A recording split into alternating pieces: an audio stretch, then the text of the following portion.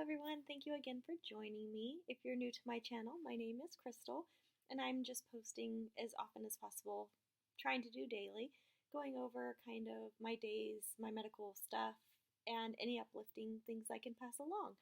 So tonight's video is coming to a lot later than I had meant to. I had planned on using all day to video today because I didn't have any doctor's appointments, but apparently the week of doctor's appointments caught up with me and I did not move until after 2.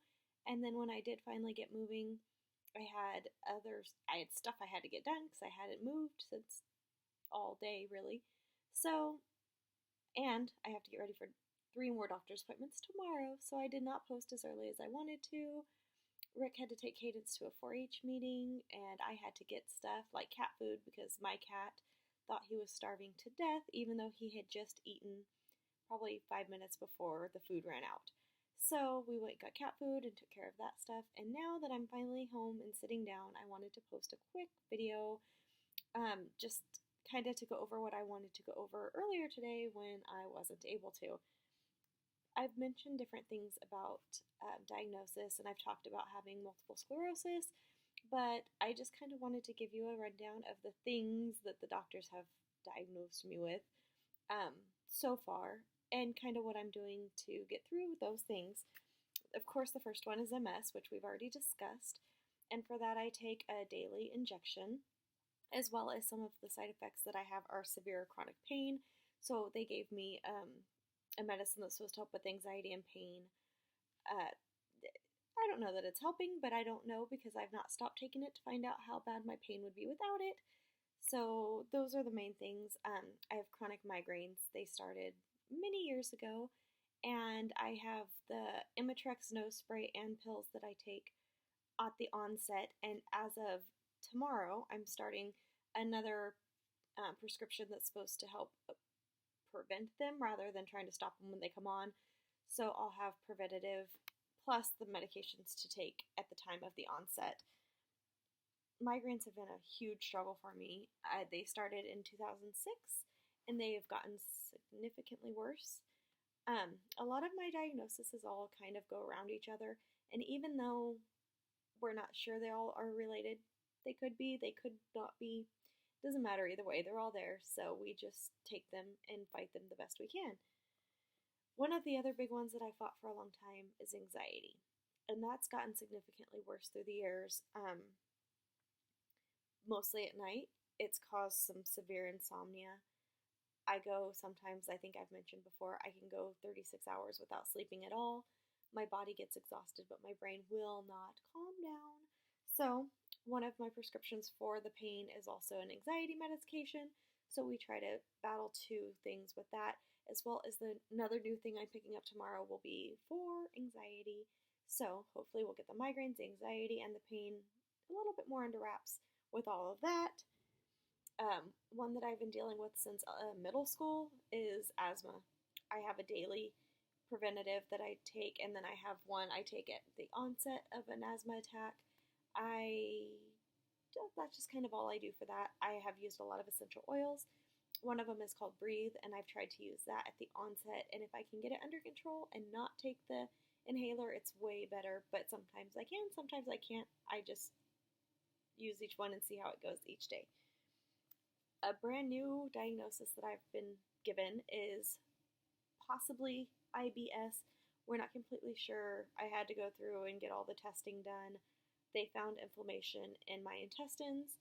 We're treating it as IBS for now, hoping that it's not Crohn's.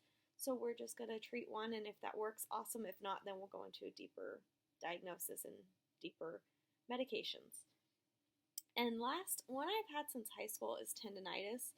It flares, comes and goes. I have so much chronic pain now that I don't necessarily notice it that much more than I used to. I have a brace I can wear if it flares up, but I try to use some essential oils for muscles and things like that to help with the pain that comes with that. Other than that, those are my main diagnoses. Oh, and TMJ, that's a new one that I just got yesterday, though I've had that for a long time too. So we don't really know. A lot of those can relate to the others. If we can get one under control, we might be able to get more under control. I'm not sure. We just kind of take it every day that we can. I try not to take any more medications than necessary because I tend to have reactions and they tend to affect me strongly, more so than some, I think. So I try to really, really keep it as mild as I can. Mostly my daily injections I do not miss because the one time in the 2 years that I've missed that, it really set me off for almost a month. It messed with me. So I'm really careful not to miss those. Um, my anxiety medicine, just because it's so unsafe to go back and forth with that, I'm really good about that.